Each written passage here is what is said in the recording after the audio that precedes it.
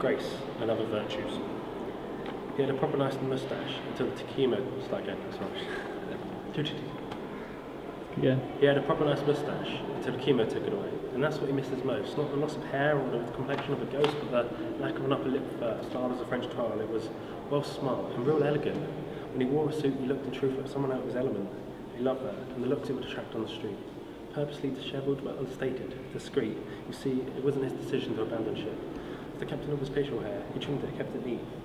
It tickled his girlfriend while they were asleep, as she would roll over for a midnight kiss, and she'd feel the scratching of that unholy tryst between man and stash. It would be over in a flash.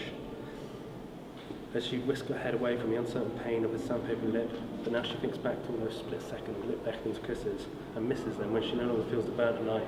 No pain, but not quite right, just smooth and soft. No need to move jerkily away. The doctor told him it would be that way. Life or death, or tomorrow the hair of today.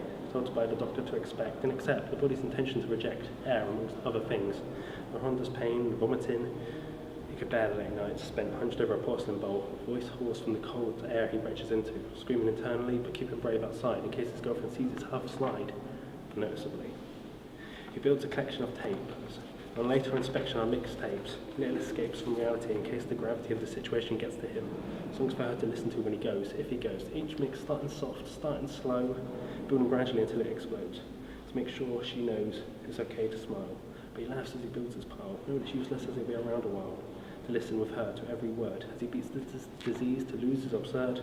Just the thought makes his skin taut with what seems to be a forced grin.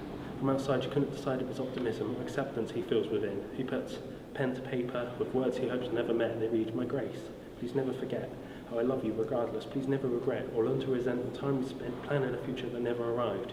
He knows he won't need those words when he's better, when he survives. She returns home one night to see him holding back tears. Upon those salty drops he chokes, but noticing her he turns and jokes, telling her with the cancer he can cope, and without the moustache there's no hope. At least that's what his lips say.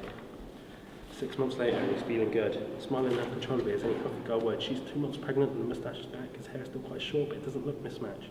Today is the day he knows he's won. All those tapes and letters can stay unsung, unread. He leaves the house alone for the first time since the cancer reared his ugly head. He doesn't need an ambulance, he walks instead to a coffee shop where he sits and writes. To my unborn child, you never know the fight I fought that brought me to this point, but I'll always love you, regardless, of course.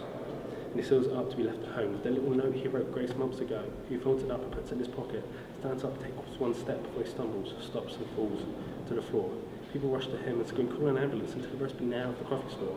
He arrives at the hospital, heart still beating, but then he flatlines, quits breathing. Grace makes it in time to see his heart pump on his pump. She almost collapses, but the doctors catch her just slumped, and here she realises it's not just 7 more months, but a lifetime she has with his child. One last bit of him, though she still doesn't smile. At the end of the day, she's passed a note. The letter to the unborn child he wrote. She reads it through and almost chokes until she turns it over and finds, written on the other side, "Grace, have hope. Find the tapes on the note under the bed, and I'm sure you'll cope with my love for you forever, regardless."